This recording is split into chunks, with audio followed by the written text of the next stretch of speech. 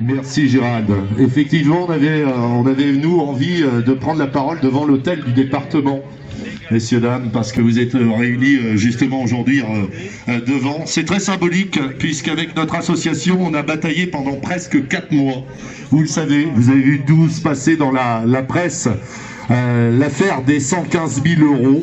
Puisqu'en effet, nous avons été les premiers à apprendre que le département était en négociation avec Lubrizol pour une somme aussi dérisoire de 115 000 €. C'est-à-dire que le département allait abandonner toute poursuite face à Lubrizol pour la somme de 115 000 €.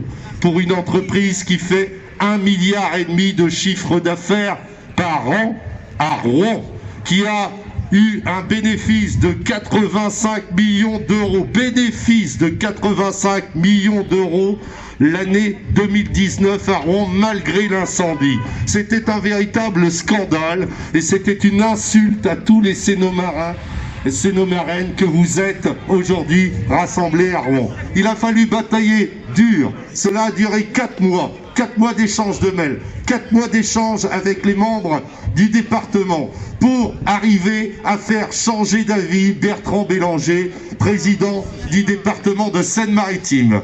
Il a cédé à la pression médiatique. On l'en remercie, on va l'en remercier tout simplement. Merci d'être enfin à côté des victimes.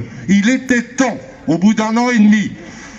Message à Hervé Morin, il le sait. Nous avons demandé une entrevue à Hervé Morin que nous avons déjà rencontré le 22 octobre dernier à l'hôtel de région. Celui-ci a déclaré textuellement: Monsieur Olville, on ne peut pas, j'ai réfléchi à poursuivre Lubrizol, mais vous comprenez, je suis là pour développer l'emploi et l'industrie.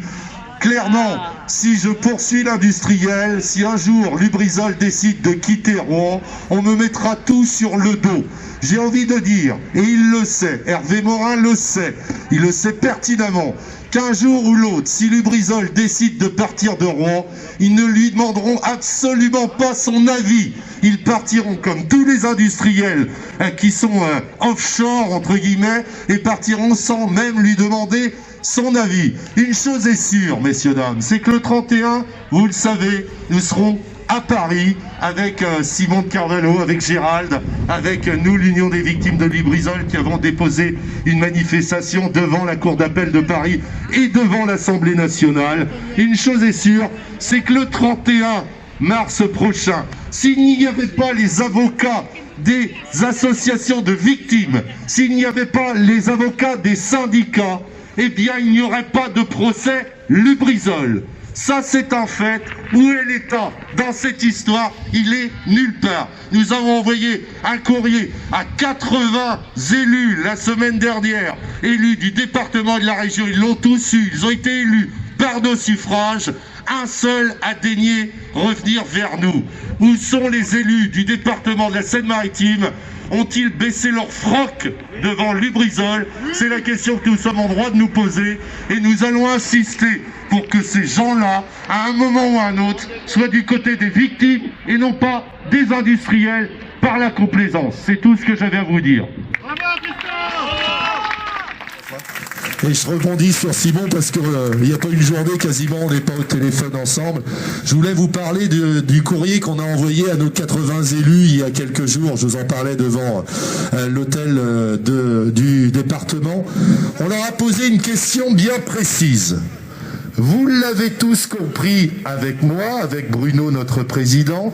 La santé est une priorité en Seine-Maritime puisque le gouvernement a décidé de nous reconfiner pour notre sécurité, notre bien-être. On est bien d'accord jusqu'à présent.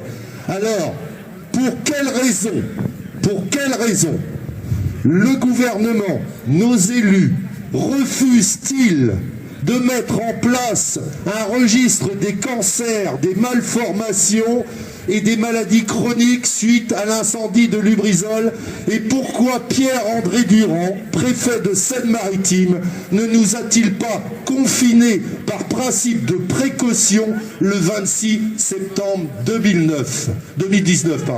Si la santé est une priorité en Seine-Maritime, à eux de nous prouver que c'est le cas en mettant en place ce registre des cancers, des malformations et des maladies chroniques.